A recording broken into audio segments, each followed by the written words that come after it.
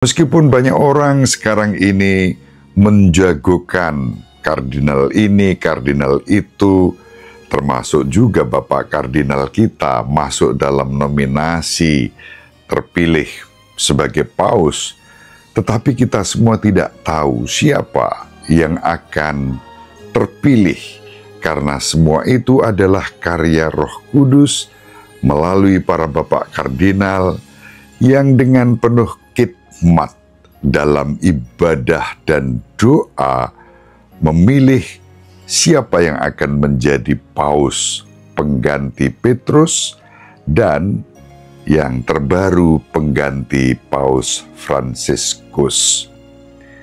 Serba tak terduga, siapa tahu yang terpilih justru dari Indonesia, Bapak Ignatius Kardinal Suharyo. Walahu alam, tak seorang pun tahu. Kita tunggu saja hasilnya.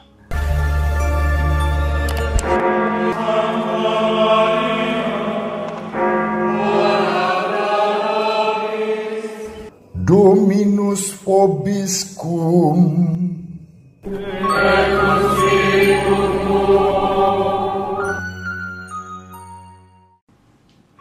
Sahabat peradaban kasih ekologis yang terkasih, selamat berjumpa dalam renungan harian bersama saya Romo Alois Budi Purnomo PR melalui channel ini.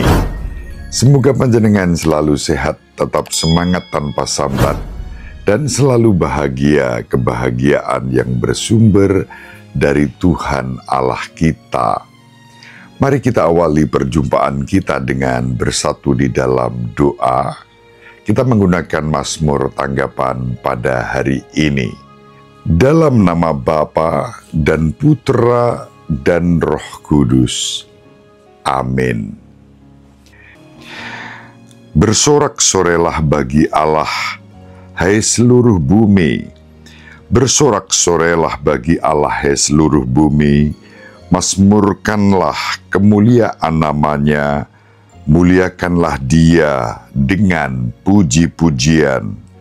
Katakanlah kepada Allah betapa dahsyat segala pekerjaanmu. Seluruh bumi sujud menyembah kepadamu dan bermazmur bagimu. Seluruh bumi memasyurkan namamu. Pergilah dan lihatlah karya-karya Allah. Ia dahsyat dalam perbuatannya terhadap manusia. Ia mengubah laut menjadi tanah kering, dan orang berjalan kaki menyeberangi sungai. Oleh sebab itu, kita bersukacita karena Dia yang memerintah dengan perkasa untuk selama-lamanya. Kemuliaan kepada Bapa dan Putra dan Roh Kudus, seperti pada permulaan, sekarang, selalu, dan sepanjang segala abad. Amin. Bersorak-sorelah bagi Allah, hai seluruh bumi. Dalam nama Bapa dan Putra dan Roh Kudus. Amin. Sahabat peradaban kasih ekologis yang terkasih, mari kita baca Injil Yohanes bab 6 ayat 35 sampai 40. Di rumah ibadat di Kapernaum, Yesus berkata kepada orang banyak, "Akulah roti hidup. Barang siapa datang kepadaku, ia tidak akan lapar lagi, dan barang siapa percaya kepadaku, ia tidak akan haus lagi. Tetapi aku telah berkata kepadamu, sungguh pun kamu telah melihat aku, kamu tidak percaya. Semua yang diberikan Bapa kepadaku akan datang kepadaku, dan barang siapa datang kepadaku, ia tidak akan kubuang, sebab aku telah turun dari surga, bukan untuk melakukan kehendakku, tetapi untuk melakukan kehendak Dia yang telah mengutus aku. Dan inilah kehendak Dia yang telah mengutus aku, yaitu supaya dari semua yang telah diberikannya kepadaku, jangan ada yang hilang, tetapi supaya ku bangkitkan pada akhir zaman. Sebab inilah kehendak Bapa-Ku, yaitu supaya setiap orang yang melihat Anak dan percaya kepadanya beroleh hidup yang kekal, dan supaya aku membangkitkannya pada akhir zaman. Demikianlah sabda Tuhan. Terpujilah Kristus. Sahabat peradaban kasih ekologis yang terkasih, hari ini tanggal 7 Mei 2025 akan menjadi peristiwa bersejarah dalam Gereja Katolik Roma, sebab pada hari ini akan dimulai konklav, yaitu pemilihan paus yang baru sesudah Paus Fransiskus berpulang ke rumah Bapa di surga. Tradisi Gereja Katolik, terutama di Vatikan, selalu menghayati setidak-tidaknya 9 hari masa berkabung, dan kemudian selambat-lambatnya 15 hari sampai 20 hari sesudah Paus wafat, akan dilaksanakan yang namanya konklav. Konklav tidak lain berarti secara harafiah kunci. Mengapa? Karena para kardinal yang akan mengikuti konklav masuk ke dalam Kapel Sistina dan kemudian dikunci. Tidak boleh mengadakan kontak dengan siapapun di luar Kapel Sistina. Alat-alat komunikasi, semuanya tidak boleh dibawa masuk ke dalam kapel itu. Di dalam kapel yang terkunci itulah para kardinal, sekarang ini ada setidaknya 133 kardinal yang mempunyai hak pilih, memilih dan dipilih untuk menjadi paus, yang sekaligus juga merupakan uskup Roma. Salah satunya adalah Bapak Ignatius Kardinal Suharyo. Kita tidak pernah tahu apa yang akan terjadi di dalam konklav selain para bapak kardinal yang masuk ke dalam Kapel Sistina untuk mengikuti proses konklav tersebut. Meskipun banyak orang sekarang ini menjagokan kardinal ini, kardinal itu, termasuk juga Bapak Kardinal kita masuk dalam nominasi terpilih sebagai paus, tetapi kita semua tidak tahu siapa yang akan terpilih, karena semua itu adalah karya Roh Kudus melalui para Bapak Kardinal yang dengan penuh khidmat dalam ibadah dan doa memilih siapa yang akan menjadi paus pengganti Petrus dan yang terbaru pengganti Paus Fransiskus. Serba tak terduga, banyak contoh yang terjadi, antara lain ketika Paus Yohanes ke-23 yang akrab disapa Papa Giovanni terpilih menjadi paus pada tahun 60-an, semua orang tak menduga, bahkan paus sendiri tak menduga bahwa beliau akan terpilih. Sehingga ketika masuk ke dalam ruang untuk secara pribadi berbicara dengan Tuhan, mau menangis, mau apapun, mengungkapkan semua perasaannya kepada Tuhan, pada saat itu terungkap. Papa Giovanni atau Paus ke-23 ini bertanya pada Tuhan, "Mengapa aku ya Tuhan yang kau pilih menjadi paus? Aku sudah tua, bisa apa aku untuk melayani engkau?"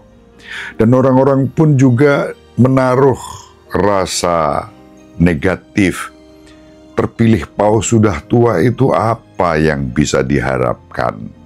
Dan ternyata yang terjadi adalah gebrakan gereja melalui adjornamento terjadinya Konsili Vatikan II yang diinisiasi oleh paus yang sudah disebut tua tersebut.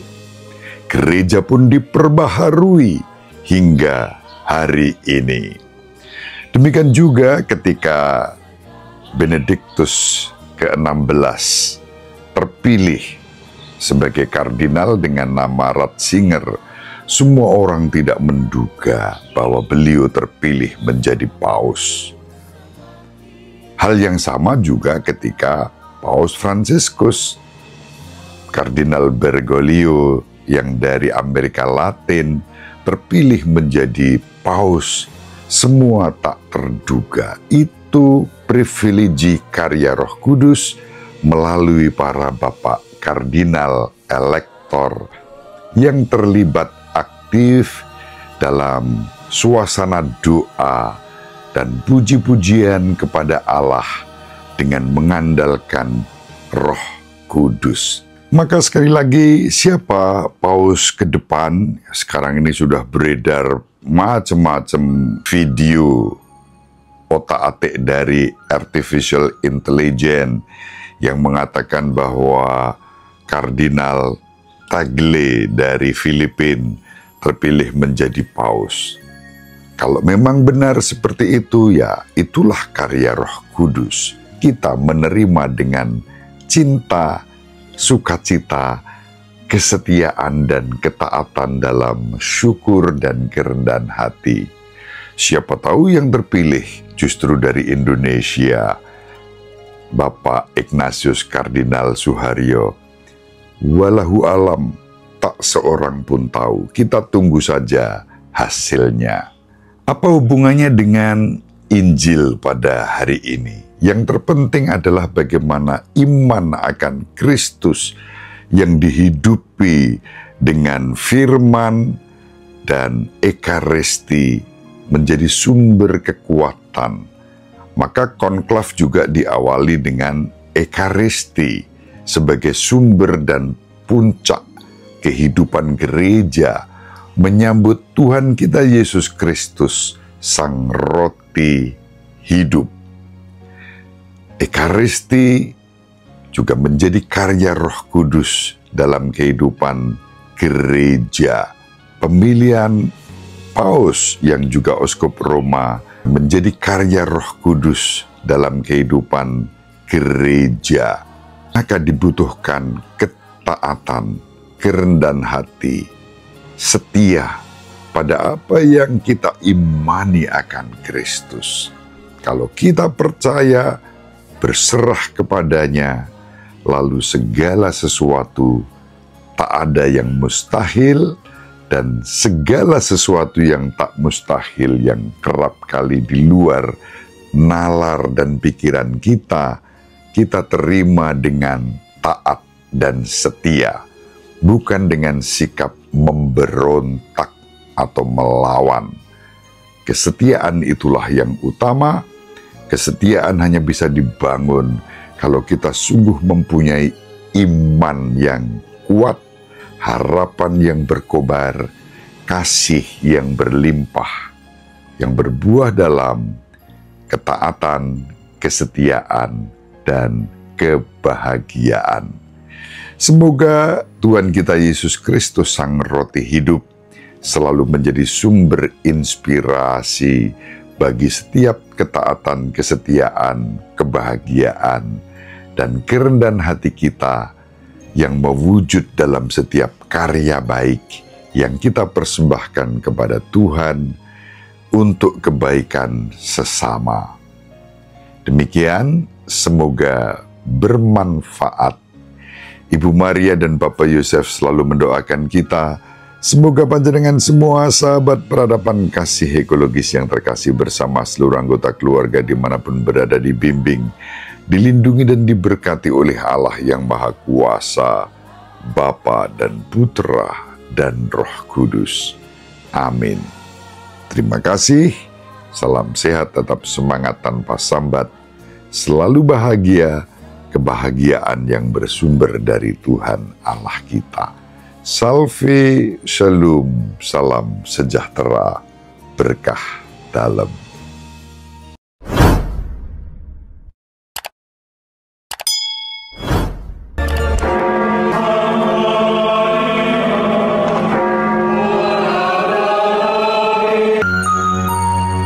Sahabat peradaban kasih yang terkasih, sampai jumpa pada episode berikutnya. Terima kasih atas kebersamaan kita. Salam peradaban kasih ekologis. Berkah dalam.